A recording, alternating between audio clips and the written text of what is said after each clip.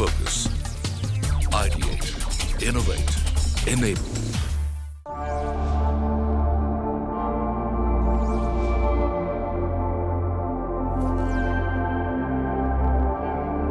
Forbes India presents the next wave of cloud innovation in association with Google Cloud.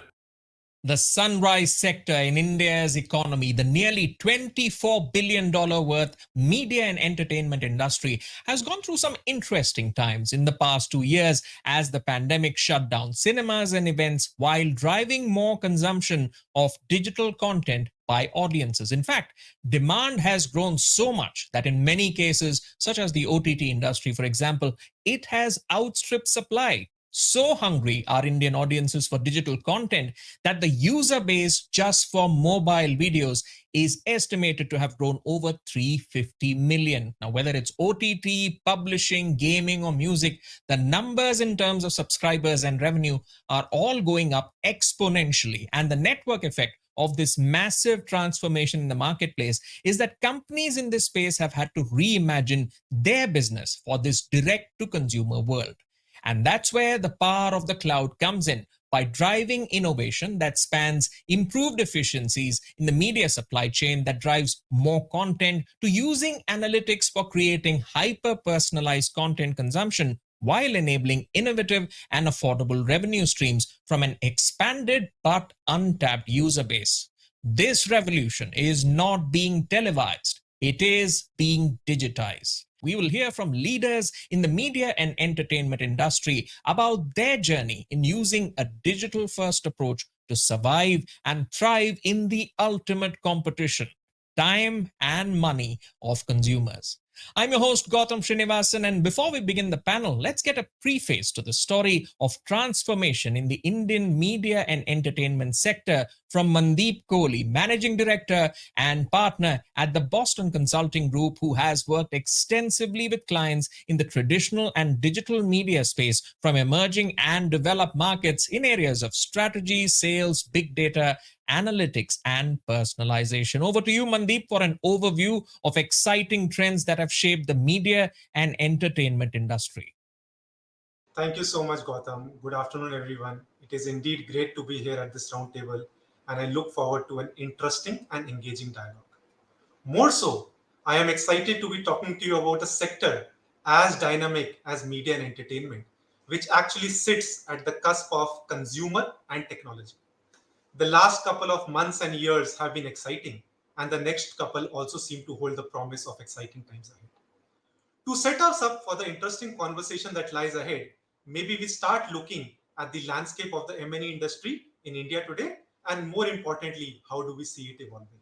If I was to start this, the Indian M&E story actually continues to be unique.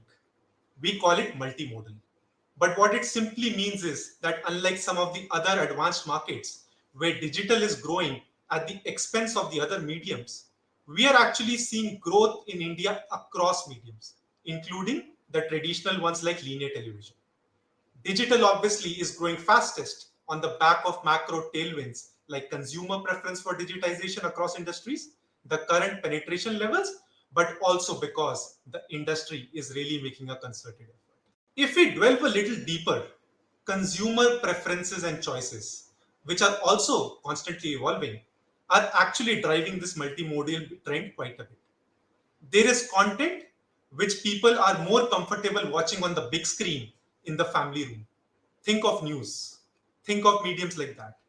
Similarly, there are other more personal choices like watching, TV series like Game of Thrones, which people want to watch on their personal screens.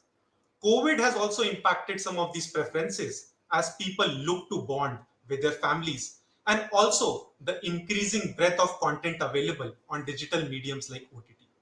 In a country as large and disparate as India, there is clearly no one size fits all, and even niche things have a sizable mass. Now, this disruption is actually necessitating innovation. Landscape for how content is created, processed, delivered, monetized, and measured is rapidly evolving. The pandemic has also accelerated the shift to digital media. It has not only expanded the consumer base, but also altered the consumption patterns and behaviors. To put the acceleration into perspective, the time spent on digital media consumption in India has actually more than doubled in the last 5 years. As an example, short form video apps, think of TikToks, MX Takatak, etc., have witnessed almost a 9x increase in the monthly active users in the last 5 years. And this medium is now almost 18% of the total digital media time, which is almost a 2x growth. The change has actually also been stoked by multiple initiatives by the industry. Things like pricing, marketing, increased spend on micro genre content, in addition to the macro tailwinds like improvement in digital infrastructure, has all led us to this point today. On the point of innovation, while we do see a lot of players in the market, there are actually a lot of business models which are being experimented with, especially as the industry evolves. There are multiple axes on which players are actually differentiating themselves. Think of a couple of them. Number one, type of content. There are people who are focused on premium content, whereas there are people who take user generated content as their mode. Secondly, in terms of scale, are you actually catering to a very niche audience who really wants specific things, or are you trying to become more mass? Third, what is the extent of languages you offer? It could be English, Hindi, or it could be vernacular languages, so on and so forth. Like I mentioned, given the scale and size of the Indian market, each of these are successful in their own right, and we see this story constantly evolving. Now, we may ask what are some of the reasons for these changes? And this disruption and change is actually expected as India evolves from an early stage to a scaling market. Players will create experiences and invest in content and business models to suit their audiences. For example, in OTT, we do see more and more subscription focus. OTT video subscriptions actually reached 50 million plus in 2020, which is more than double from 2019. This growth is expected to continue over the next few years, creating a big opportunity and also demand for bundles and super aggregation. For media companies, the key aspect is to figure out how to acquire, retain, and establish direct relationship with subscribers. To achieve this, they must realize that the cookie cutter approaches, which are now becoming relics of the past, will not work. And they need to create highly personalized and curated content for individual subscribers. Globally also, players like Disney and New York Times have successfully transformed their businesses by leveraging their core brand and shifting focus from a primarily a traditional distribution model to a direct to consumer subscriptions. But this is not going to be easy, given the disparate taste of the Indian audiences. Taste is not only dependent just on the language, but also across genres, form of content, think short form, long form, on demand, so on and so forth. So this is not going to be an easy problem to solve by any stretch of imagination. Let me actually take two examples and two bookends of how the industry is actually reacting. On OTT, what we are seeing is in order to meet this need, OTT platforms are investing heavily into high quality content. And high quality not only from an Indian standpoint, but these are making waves globally. Investment in original content by OTT players increased by more than 3x between 2017 and 2021 and is now estimated to be around $650 million. And this investment is not only going in premium content, which is originals and sports, but there is an increased focus on user-generated, niche, regional, and vernacular content to tap into these new consumption patterns we spoke about. Even though this trend is likely to continue, media companies need to be mindful. More is not always good, and there is likely to be a customer exhaustion from an overdose of content, especially when discovery becomes even more challenging than it is today. Think of how you have struggled to find the right sitcom on the right channel. Secondly, and more importantly, this leads to basic economic issues like more pressure on profitability, which is increasingly becoming more and more important apart from just the growth in revenues. On the other hand, a few short form video players have tried to differentiate themselves on what we call as the Bharat positioning and the youth positioning. They thrive on high frequency contacts with their consumers or being a part of their daily lives multiple times a day. And that is the USP of their business model, both from a content perspective as well as how they monetize the content and how do they work with the different players that they work with. Now, are any of these positions or business model wrong? Absolutely not. Because we see very, very, very different models being successful, and people are also experimenting to figure out the right balance. If we were to step back and think about the most important imperatives for the industry today, there are five I would like to call out.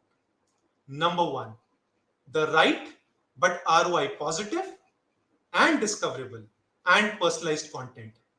Companies need to be absolutely clear on who their focus customers are, what's their need around content, and then strike a profitable balance between high and low cost content. This means having to revisit their content strategy, budgets, and how to optimally leverage technology and envisaging ways and means to monetize through a 360-degree IP franchising. Number two, a solid value proposition for their advertisers who are equally, if not more important than the end consumers for the industry. Companies need to shift focus from merely selling ad inventories to creating customized products and solutions for the advertisers and create a solid win-win proposition, especially in a market which is dominated by the two internet giants, especially for the digital media. Number three, identifying the new sources of revenue like gaming, global markets, etc., to actually diversify and build on the strengths they have developed over a period of time. And then underlying all of them are the two big things. Number four and number five, the right talent and technology. Sometimes underrated, but often the difference between a good and a great outcome. These are two things which are USPs and moats for a lot of successful companies globally across industries. Let me end my discussion, putting the technology point into perspective.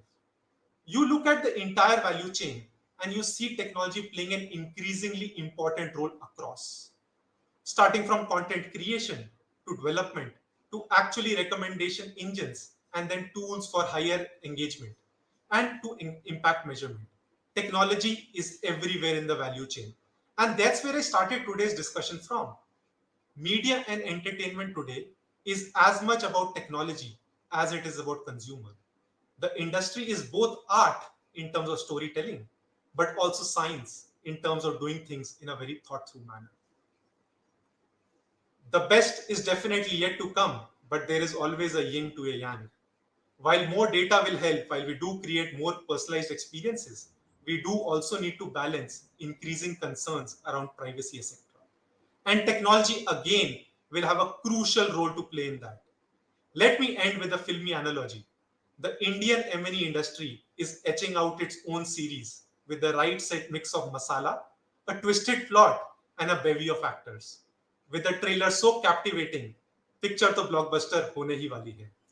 Thank you again for hosting me, and with that, I will hand it over to Gautam to continue the discussion forward. Thank you, Mandeep. Indeed, as they say, picture abhi baki hai. And indeed, from what you've said, from multimodal growth to evolving consumption trends, including the boost in short form content, to different models being used to scale up in catering to the next billion users and positioning content to address challenges around content discovery and engagement while carving new revenue opportunities. Truly, the Indian M&E industry is in the thick of the action with technology holding the power to transform the entire value chain.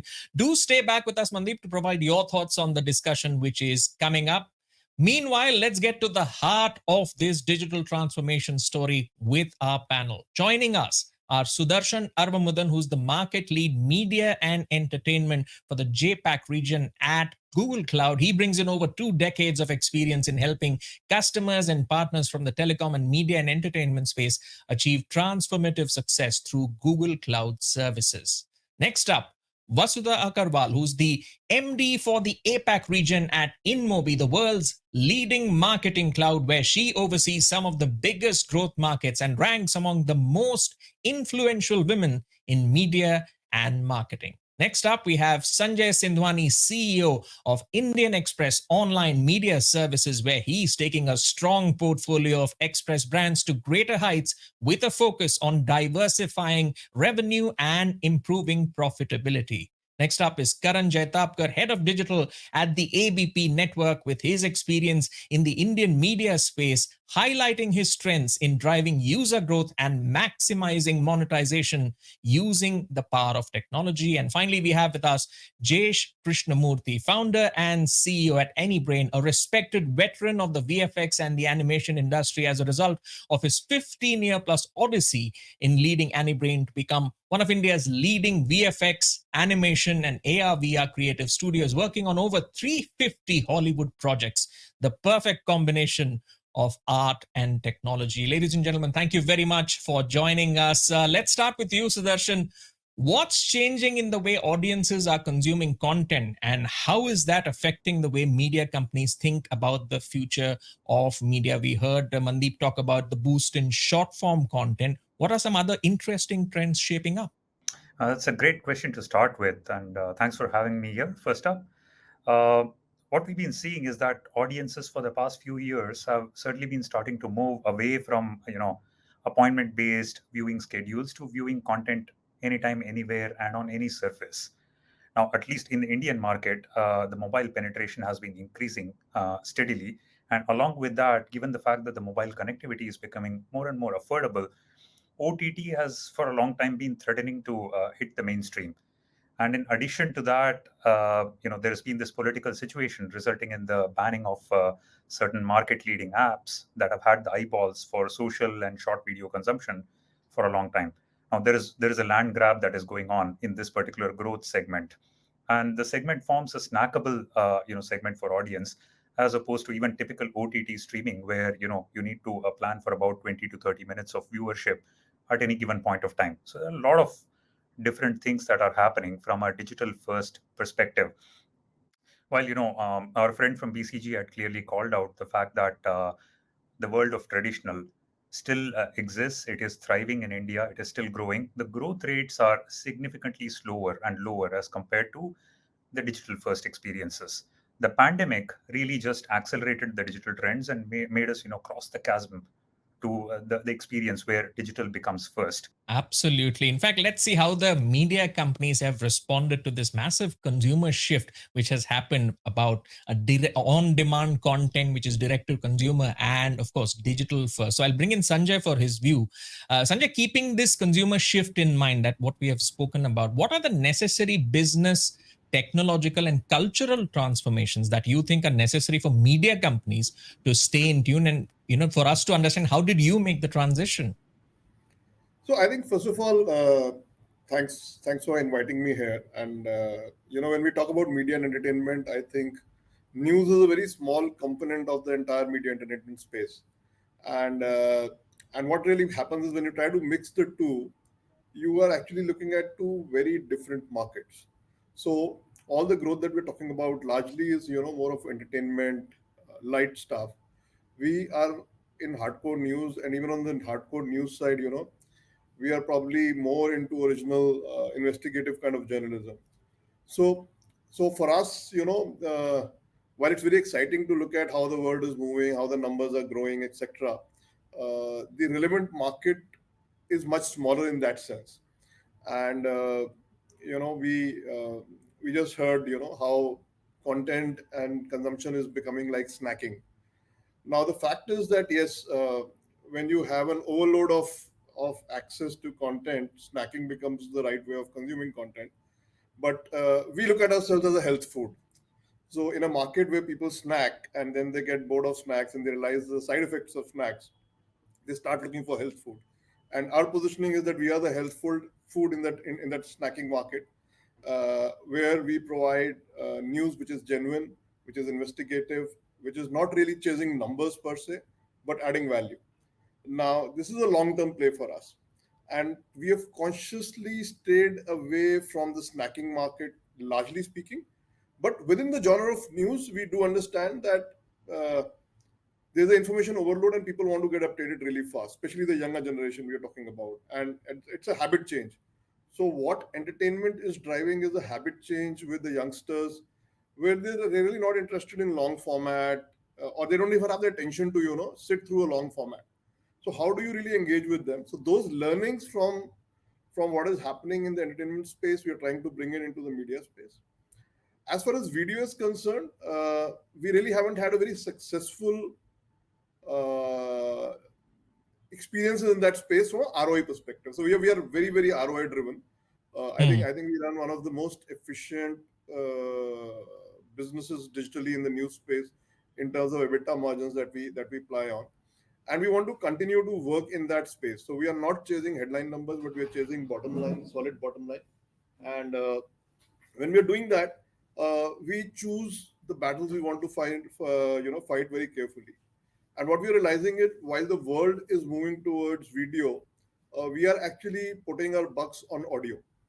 And the reason for that is, with schooling, colleges, office, all happening on screen now, there's a massive screen fatigue that's going to come in, and that's coming in, and that's what we are hearing from a lot of our customers.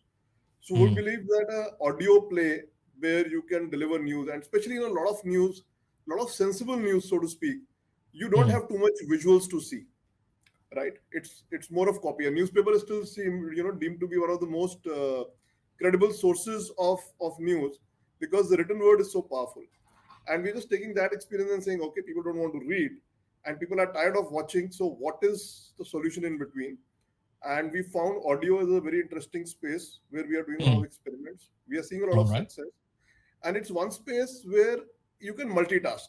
So I can listen to news while I am jogging, while I am driving to office, while I'm commuting, while I am working in the kitchen, anything. So for us, that's where the opportunity lies, and that's what we are working on right now. All right. That also links back to the point that Mandeep had mentioned around content discovery. But an interesting case study in a marketplace where many players are going after snackable content. Here's a media enterprise which is providing health food or soul food in terms of its content to its customers. Sudarshan, let me bring you in back. I'd like to extend that question to you as a public cloud provider. Recently, Google Cloud has been in the news for engaging on transformational journeys with media companies. We heard one such example. How do you see the business, tech, and cultural factors playing out in these engagements? Oh, well, this is a huge trifecta which goes together, the business, tech, and cultural aspects. I spoke briefly about the consumer pressure that's forcing media companies to make changes and stay relevant. Now, we are fortunate to be a cloud provider that has significant media assets both within and outside our cloud businesses. And that's helped us to be in a position to partner with major media companies and help them transform their media businesses through this particular time. We do engage with a few major media companies, and we've been in PR recently for some of these huge transformational engagements that we are into. These media companies have a significant traditional footprint as well as a growing online presence. And for all these companies, digital is really the growth vehicle, while traditional has been the cash cow for them in the past. Now, in many parts of the world, users are actually moving away from traditional, as opposed to, let's say in India, where users may not be moving away from traditional, but the growth rate is significantly smaller. And that puts you under pressure to find ways to satisfy your core user segments who are connected to your traditional businesses while growing on the digital side. So this sort of phenomenon is changing the way you would look at your business lines. And this change impacts the tech stack with which you run your businesses, the various BUs that you've had. And that change in tech stack in turn has a dependency on the talent that you possess in-house to make the change. Absolutely. And speaking of the tech stack, one of the issues is also how to transition away from legacy and modernizing the core. So let me get in Karan for his view on that. Karan, in today's D2C strategy, content alone is no longer a guarantee of leadership against competitors. Content plus tech is. So could you expand on how traditional media players with a lot of legacy infrastructure can transition to this new operating model of being media tech companies using the cloud, which can enable them to achieve horizontal scale and scalability across services and consumer channels, and in the process create competitive advantage? Yeah, you're right, Gautam. And in the media industry, especially, I've been here for 18 years now. We actually don't take tech that serious. We used to not, but now in the last 6 years, I think a lot of media companies have moved to tech. I think we have to get a little more closer to tech from a data point of view, because we have so many users, right? A lot of users are there. We get a lot of users, especially in the news domain, which we have been in. And we have a lot of content as well. Being a video first TV channel here, so we have a lot of videos. So production and discovery both require technology, especially in digital, and that's where the importance is driving to. Plus data. Data, I think we are a little lacking here. We have to use the cloud better there for data.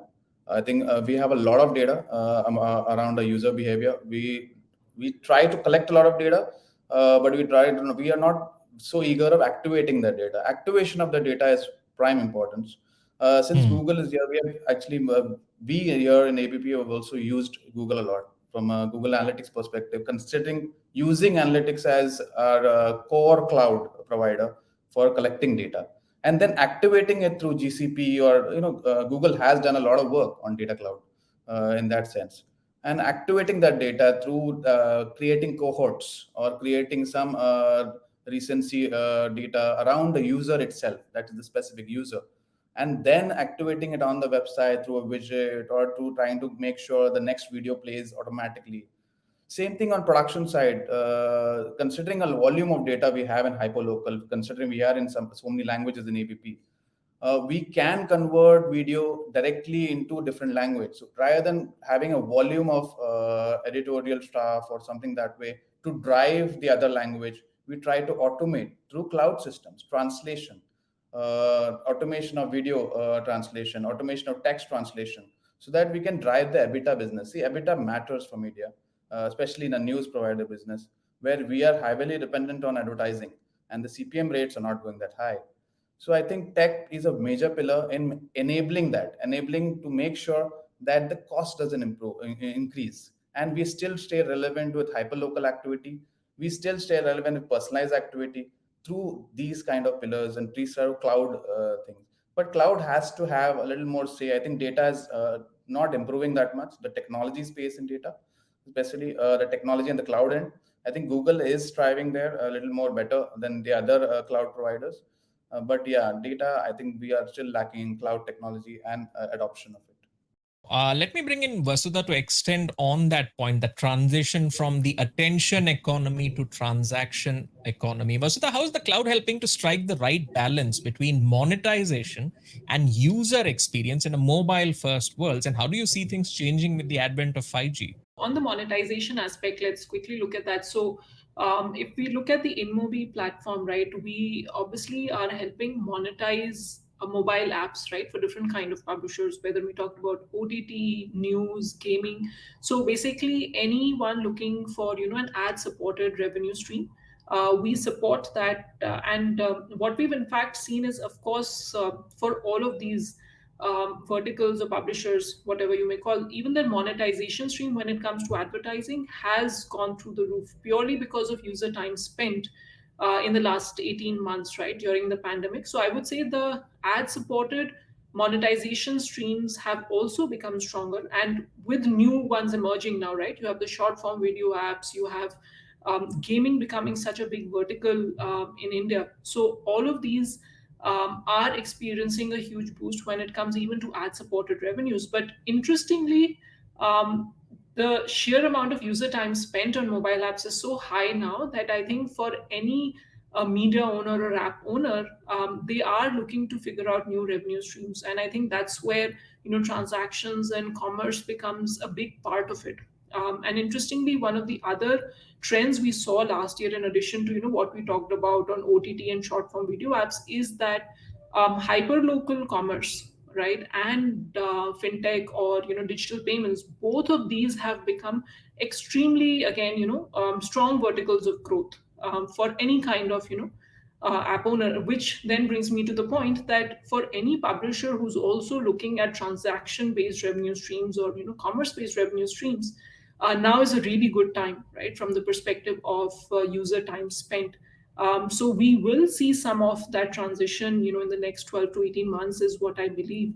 And I think Mandeep earlier talked about India being in the zone of, being a scaling economy. So as we move towards, maybe more non-ad supported or, things like subscription and transaction-based models, we will see this changing for each vertical in the times to come. And of course, 5G is going to support it, because this penetration and growth is not limited to tier one cities. It is going to penetrate across tier two, tier three markets and in rural areas, and will be supported with the growth of vernacular languages on mobile as well. So definitely, I think disruptive times to come.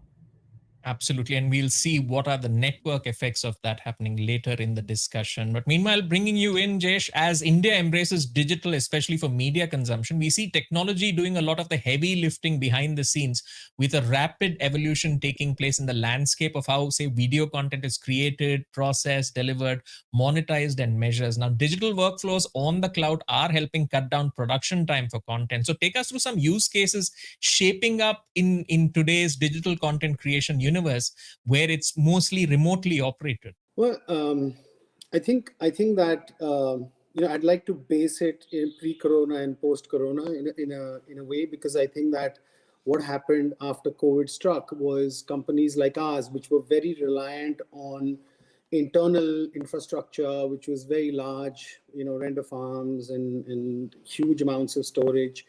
I think the first thing that happened for companies like ours was that we had to move our workforce away from that central location.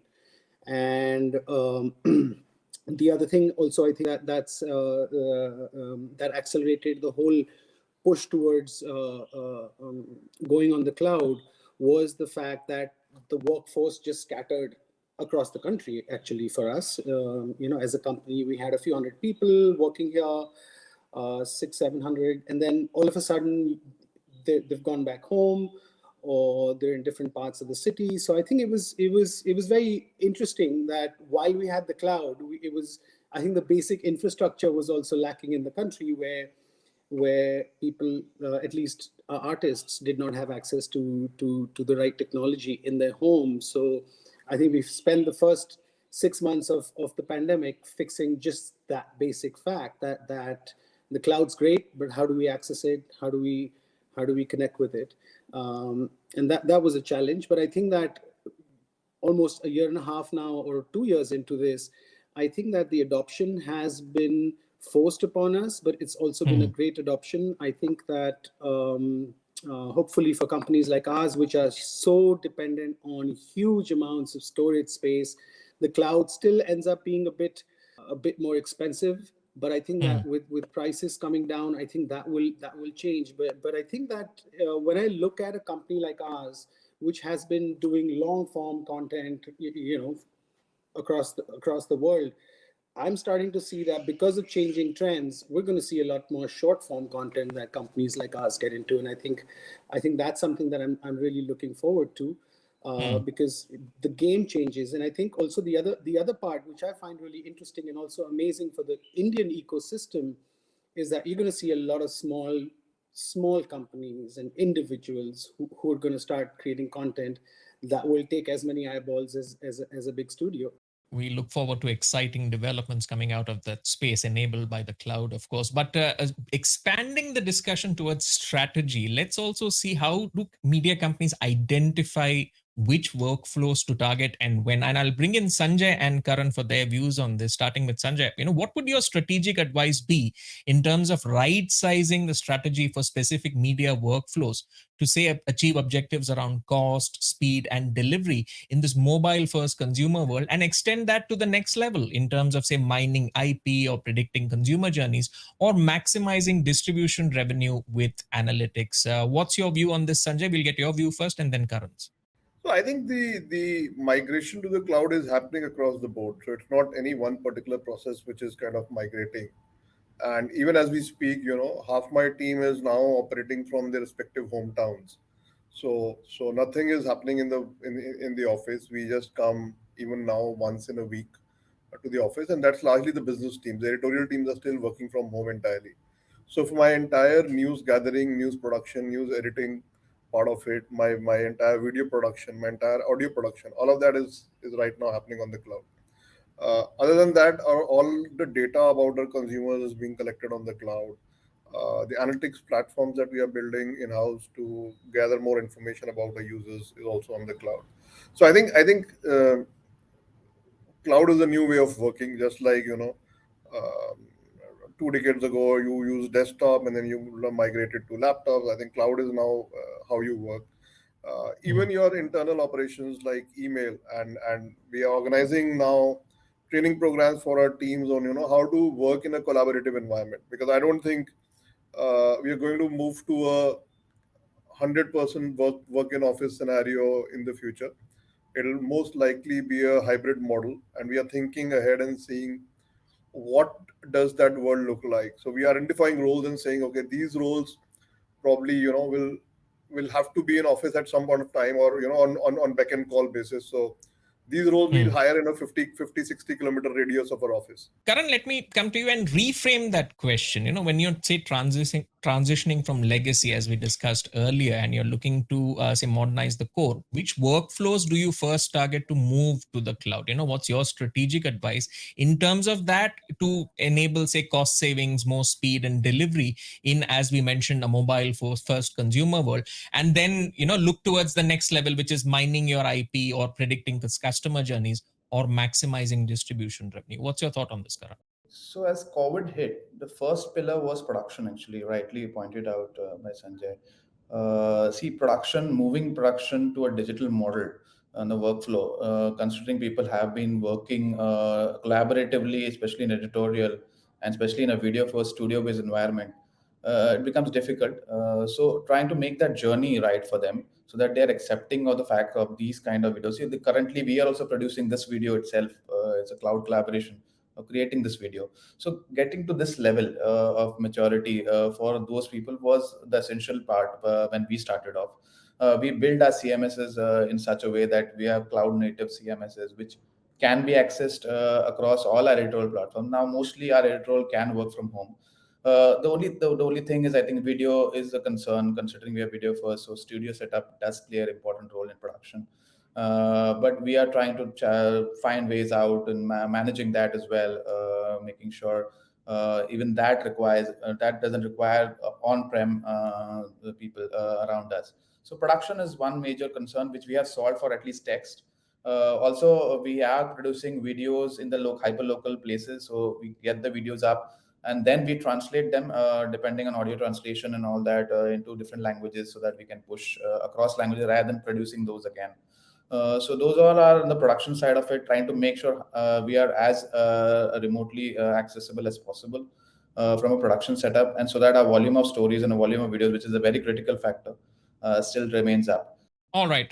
Let me bring in Vasudha. Vasudha, you are optimistic about the prospects, but let's also look at it from the perspective of challenges. How do you see analytics-driven ad planning shaping spends on digital platforms, considering there are still challenges in the broader digital content landscape, which includes fragmentation, say lag in adopting newer ad tech, or lack of industry standards of measurement? So I think, there are, of course, like you rightly pointed out, there are 3 or 4 areas of investment which advertisers and agencies are making, right? And I think especially as digital and especially now mobile share of ad spends continues to grow at the cost of some of the traditional channels, I think it's more important than ever for advertisers and agencies to invest in that tech know-how. So I think one big area is the whole third-party measurement, right? I think independent, verifiable measurement is a big area. And at least I think the role platforms like us have to play is in tying up with independent measurement providers and ensuring we're giving that transparency and confidence back to advertisers and agencies about the ROI of their, say, mobile marketing investments. So that's one area. I think second is, everyone talked a lot about content, but creating mobile first content and creatives for marketing is another sort of beast in itself, right? And I think that's another area where, again, advertisers are finding their feet how to do that. They're taking help from their agency partners, they're taking help from their platform partners, because one part of it is to create content for users, but then you also have to create ads which are mobile first for a video environment, native to different phone screens and so on. So I think that's the other capability, right, in creative and content when it comes to ads. And the third, I think was referred to earlier, is around data. Data is sort of, the link tying together things when it comes to digital and mobile advertising. And I think it's paramount now that advertisers do invest in, things like their first party data. How do they ensure that they're collecting data at the right touch points from their users in a very privacy and compliant way? Because all of us know the rules of the game are also changing, as we see, right, with cookies going away, with iOS changes and so on. So I think investing in the right data capabilities is probably, the third big area. All right. So from all these inputs that we have gotten from Vasudha and other panelists, let me bring in Sudarshan for his response. Many media companies have built a sort of a direct-to-consumer service using the cloud in some form or the other. Sudarshan, how do you see the evolution steps here on for these services to really get to the top of their markets? Are there nuances in the way these companies use cloud to evolve? Yeah, sure. That's true. I mean, we see, media companies who are going direct to consumer at all levels of evolution and maturity. A typical company starts by being what we call an adapter. So this is someone who's built their services probably on static hardware, which is lying somewhere. And, at a point when you see that the service needs to scale in response to demand, they're starting to explore ways in which they would have the service scale up. That's like the very basic, very first step at which we see companies. From here, we see them moving on to the next step where, you typically become outsourcers. The companies, start using turnkey solutions or out and out managed services on the cloud. Now, these are services which would scale and meet your demand and, give you data signals for taking business decisions and so on. But still, it's a black box environment managed by a partner on the cloud, or it could be a turnkey solution. That's like your first step in terms of digitizing yourself. But then, beyond this, the more involved or advanced companies actually move towards being what I would call them as integrators.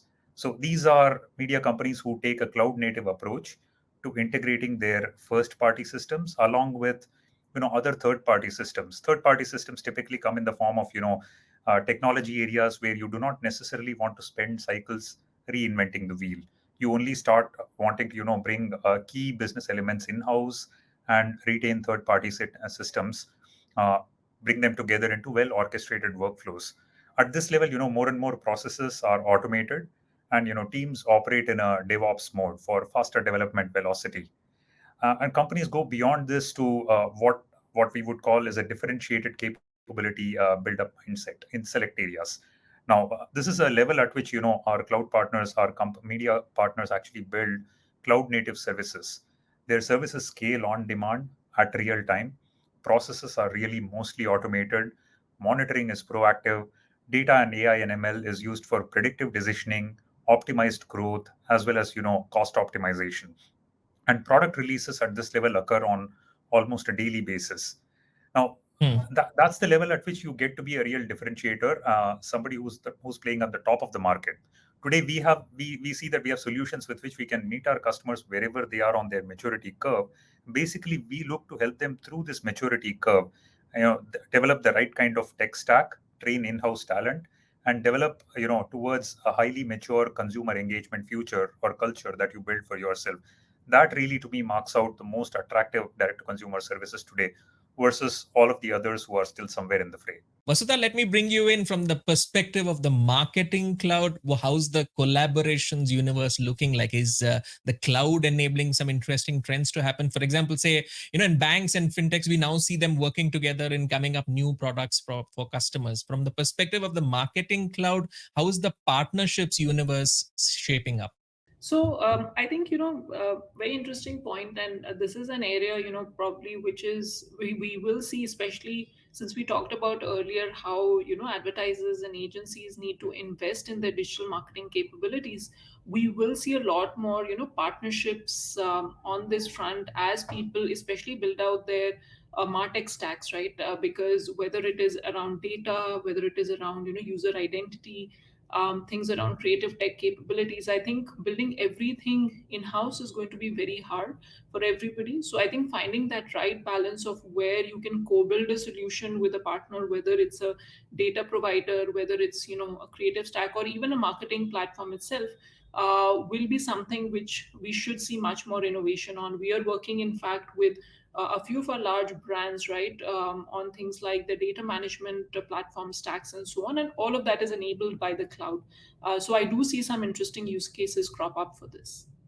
All right, let's see how things unfold in the marketing universe as well. Meanwhile, let me address another challenge, and I'll come to Karan for this. Karan, in terms of linear programming, one gets, say, limited viewership or audience data from external agencies, but it is universal with a comparison to competitors. In non-linear, you have a richer source of consumption data for your platform, but without any third-party intervention, which prevents comparison to competitors. So how do you build consumer strategy to improve acquisition and reduce churn, while also understanding how the broader consumer market is shaping up? Yeah, for linear, it becomes difficult considering it is one way. We don't get enough data back. But if you see linear on, if you see a linear TV on IPTV or an OTT, you can still get some data back on what shows are running, what shows. So we can see certain people using the cloud are trying to create a playlist, which is very personalized playlist for live TV for certain cohorts. So the same live TV may show a show for a particular cohort, which is different. So even live TV is improving. There's a lot of experimentation happening in US, especially considering live TV to final users. Considering non-linear, it's non-linear. We have a strategy of being in any platform. So we have a lot of cloud platforms. There's YouTube itself. There is Dailymotion. There are other platform providers which help us reach out to our audience better. Video as in such discovery around non-linear is difficult with web. It is more text right now, considering most of the partners, if you see like Daily Hunt or Google or Facebook, are more towards text right now from a website perspective. But on their own platforms, if we can put video, I think it reaches faster, and we get a lot of reach out there. So we are focusing on third-party providers for helping our video distribution. So we want to be in each platform everywhere. So that is our strategy from a non-linear perspective. Be on every platform irrespective of their lineage, and be on our website as well at the same time. But our focus is on the other platforms because they are better at getting us the users in. All right. As we head into the final leg of the discussion, I also want to understand, how does the organization harmonize its business model across a variety of subscription models that it offers for its products? And I'll bring in Sanjay for this. Sanjay, how can a large media network with, say, a variety of video, music, and text content services use the power of the cloud to harmonize the model, the business model, across ad-funded, subscription-based, and premium user models across platforms and products? So I think first of all, the most important thing to understand is that some people say subscription and ad models will work, one in place of the other. So I think our view is that both will have to coexist for the media business model to really kind of make sense as a business. So we are not looking at one instead of the other. We are looking at the two of them remaining together.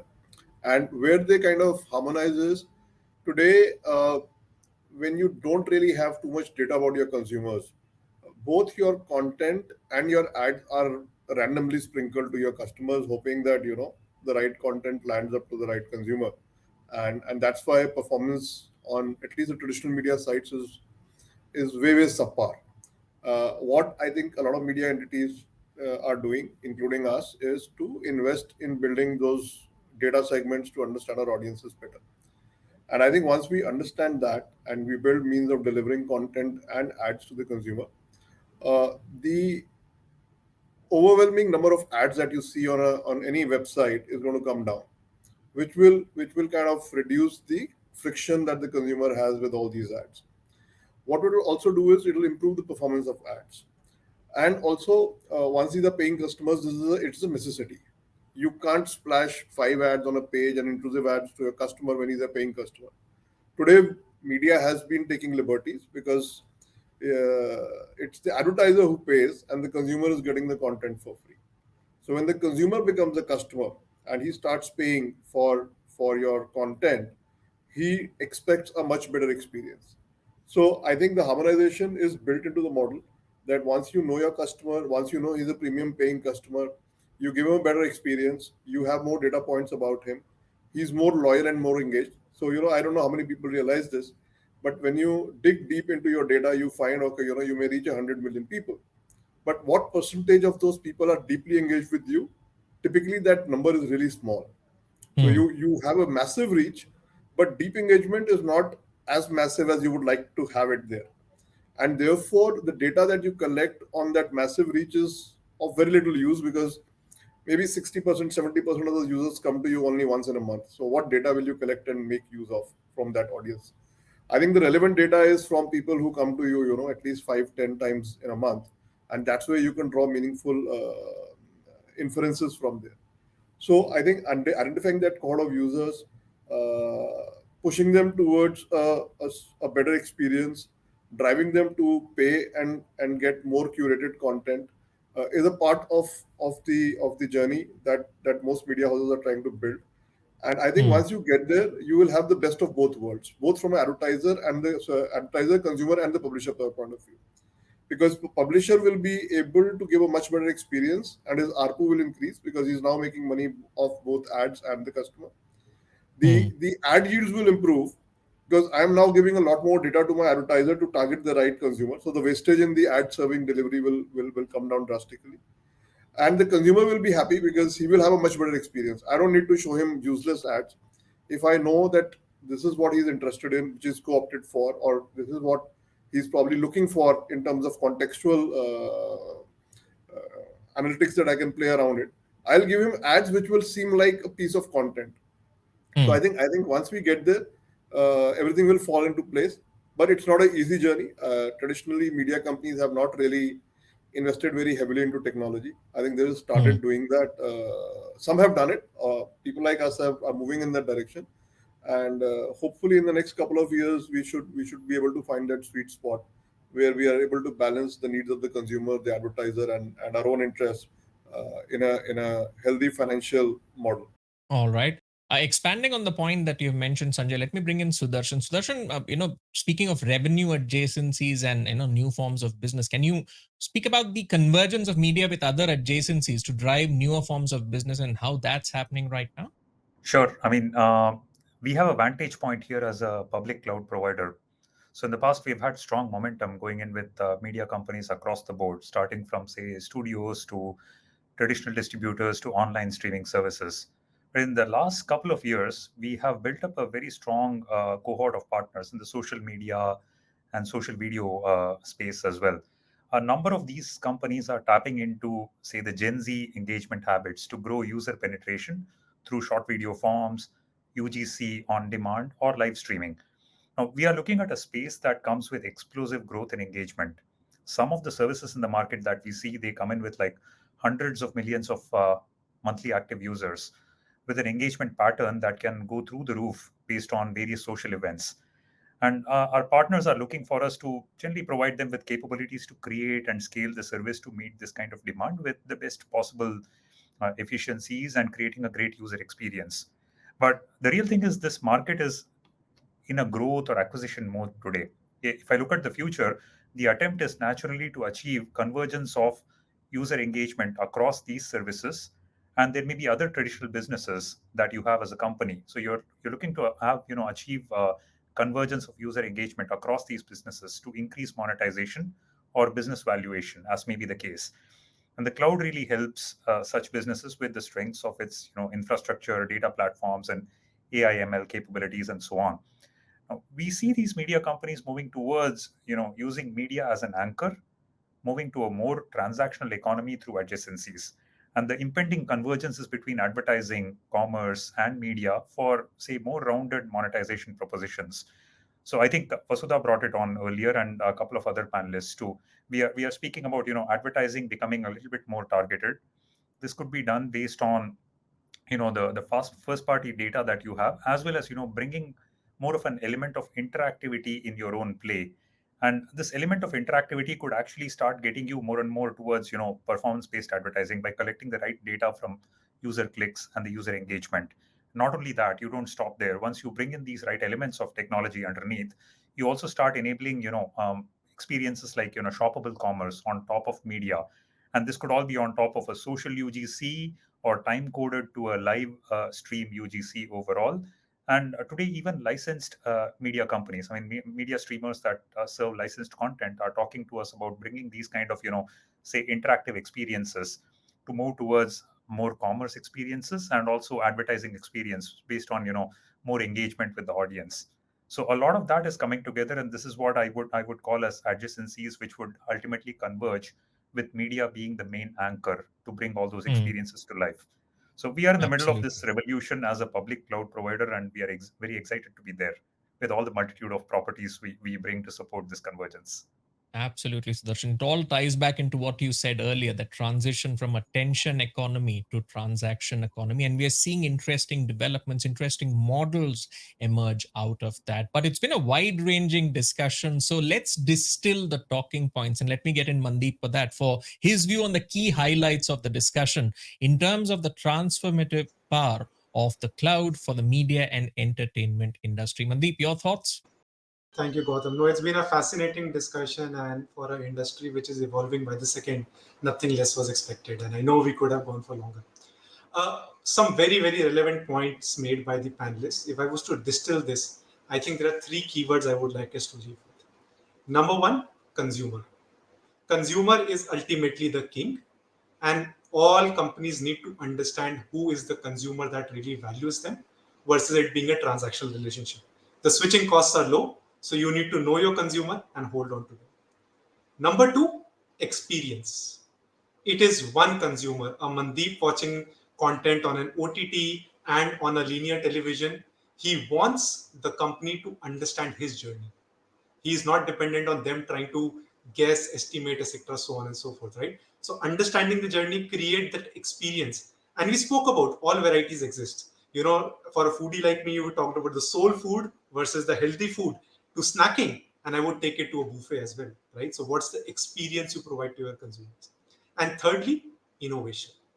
I think this includes things like partnerships, ecosystems, technology changes to drive this innovation, to drive a positive ROI, because at the end of the day, if this is not sustainable, the cookie has to crumble at some time. So long-term sustainability needs to be the focus of all the companies in this sector, and they need to innovate day in and day out to achieve that. I think those are three things for me. Thank you so much, Mandeep. Indeed, consumer, experience, and innovation. Three words which have defined this discussion, but we have run out of time. So it's a wrap for this Forbes India and Google Cloud present the next wave of cloud innovation. Our talk on the media and entertainment industry today has indeed reaffirmed the words once said, I guess, by an icon from the world of animation, that art challenges technology and technology inspires art. On that note, I'd like to thank all of our panelists for joining us on this conversation and sharing their stories of growth and resilience using the power of technology. And of course, thank you to our viewers for tuning in. This is Gautam Srinivasan signing off.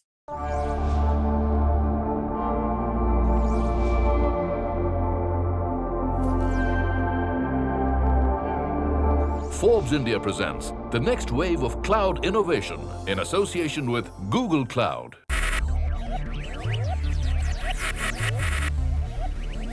Focus, ideate, innovate, enable.